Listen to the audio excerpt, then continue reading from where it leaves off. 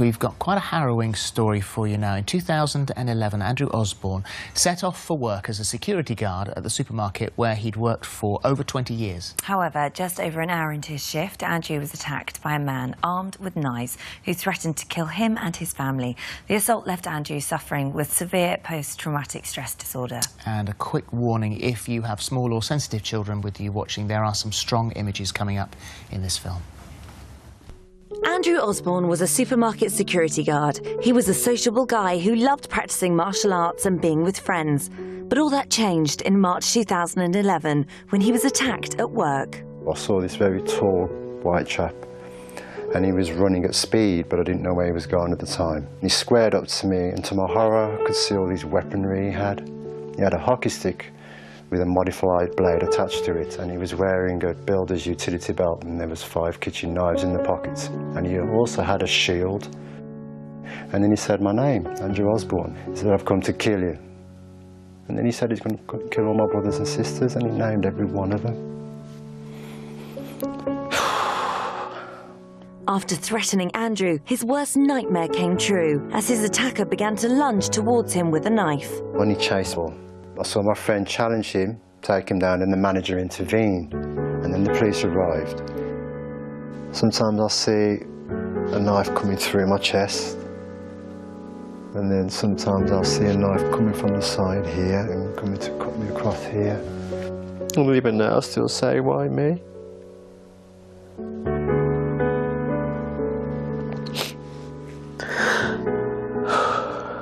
Since the attack, I've been suffering irrational thoughts. I just didn't want to be here anymore. In a nutshell. Just didn't want to be around anymore.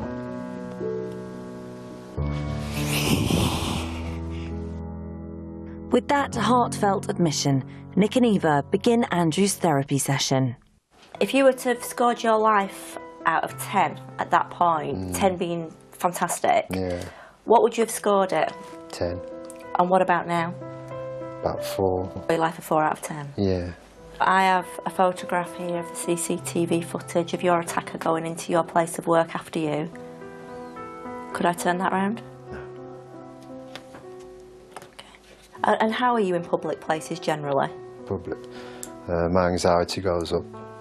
On a scale of 0 to 10 fear, how would you scale that? What out of 10 is the fear? 9. To get an understanding of Andrew's anxiety levels, Nik and Eva take him to a nearby town. So are you happy just to walk into the shopping centre on your own? We'll stay here. Are you happy to walk in on your own and see how you feel? Yes. Good. Okay. Well, we'll just wait here, just go as far as you feel comfortable. Okay. And then just come back. All right. This is Andrew's first time alone in a busy shopping centre since the attack. We've just come in and we can see that Andrew's really struggling. He's looking very, very anxious. So we need to go right now and get him. Yeah, right now. So, Come on, let's take you back. We've seen it. That's the last of it now, you know. Okay, thank you. You've studied martial arts for such a long time. Yeah. And I think a lot of people have looked at you and thought, wow, Andrew Osborne, you never want to mess with him. It's true, that is. Am I right? True. That is so true. You hit that on the head with that. When you were faced with that attacker, that you didn't act in accordance with your persona. That's right. And the biggest thing that you're holding on to, Andrew, is embarrassment. But have you considered that you saved your family? Your brothers and sisters? you said I was the eldest brother, so I was supposed to be the strong one. Yeah. He came for you first, and as a result of that, he's been locked away, and you've saved your brothers and sisters. But what if he'd come for your sister first? Right. Do you deserve to be attacking yourself for the last 4 years? No. We heard Andrew Osborne's terrifying story. Andrew had suffered from severe post-traumatic stress disorder after being attacked at work back in 2011. But have the Speakmans been able to help him? Well, Nik and Eva and Andrew join us now. So we saw that this horrific attack that happened to you whilst you're at work should never, ever have happened. And sleep has been one of the worst things, hasn't it? Yes, it has. Yeah, I've been having a lot of night terrors. And sometimes I'd be shouting out in my sleep, which my wife would notice, and it was just one of those things with it, really. It was very unsettled. Have you, so obviously that was one of the first things you addressed? It was, yeah. I mean, our therapy is very evidential-based, and therefore what we did was we kind of set out some parameters of what we could tackle, so Andrew knew that he was over it, and the first one was the sleep, because that was a huge issue. Obviously, people with sleep deprivation can't function anyway. So, just asking you now, Andrew, how's things going with the sleep? Well, I'm sleeping like a baby now. Really? Really? Yes, Really? I am, yeah. For the first time since the attack? Yeah, basically, yeah. Yeah, so the other thing, obviously, we saw him going into a shopping centre, and Andrew, he was like a little boy lost, and we felt we had to go and rescue him from there, because you could see there was very physical anxiety present. So, having said that, this morning he was at a train station, and he was walking through. Arriving at, so this is you, I think you were at Waterloo this morning, weren't And it's you? obviously that kind of big crowds walking around, people milling Big about. crowds, first thing in the morning. Exactly, I mean, they don't get much bigger than that. That's right. How did you feel? Oh, really good. Did you? Yeah, I did.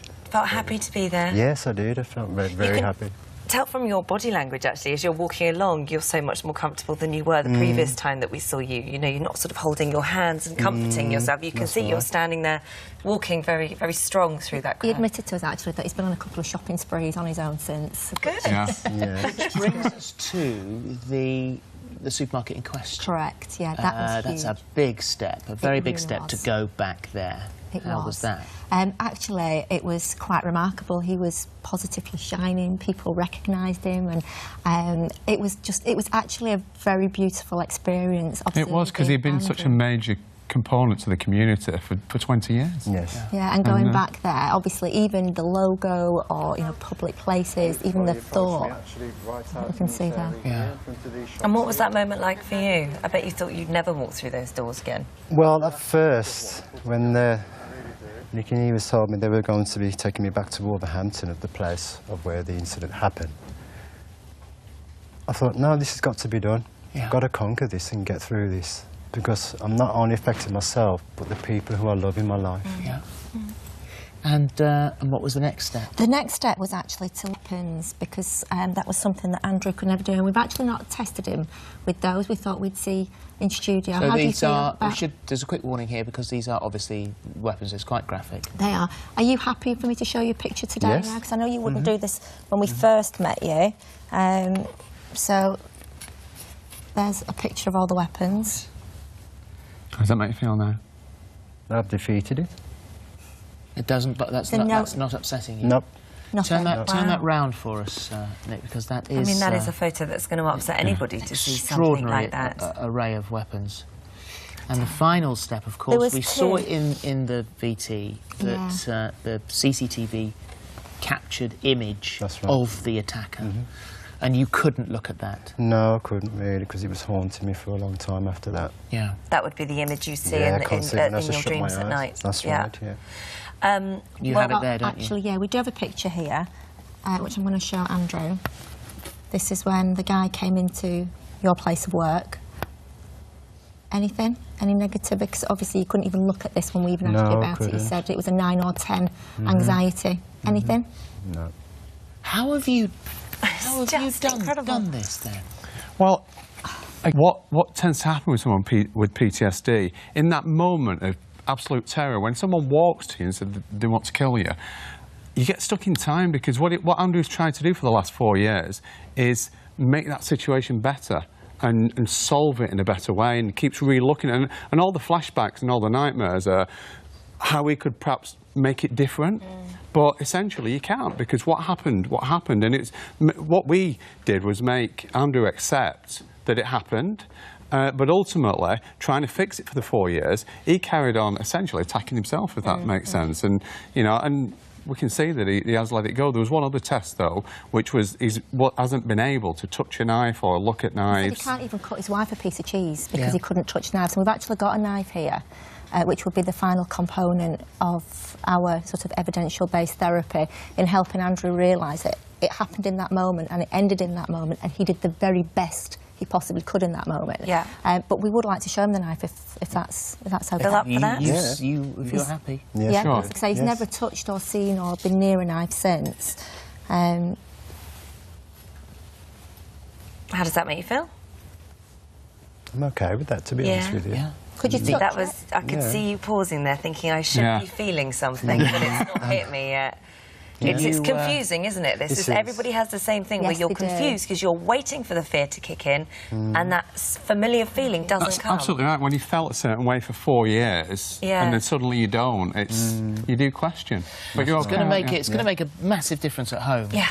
Oh gosh, yes, most definitely. Yeah. But life in general, I think, is, you know, honestly, he really was so broken when he came to see us. We were desperate to help him, and we're really grateful that we've been able to, because, you know, there's a lot of people, 1 in 3 people who've suffered a trauma will get post-traumatic stress disorder, and we're really grateful that you've been so brave in sharing this and giving others hope. Well done, you. Go and live your life. Life starts here. Thank you. Thank you both, as always. I was not expecting this. Hello.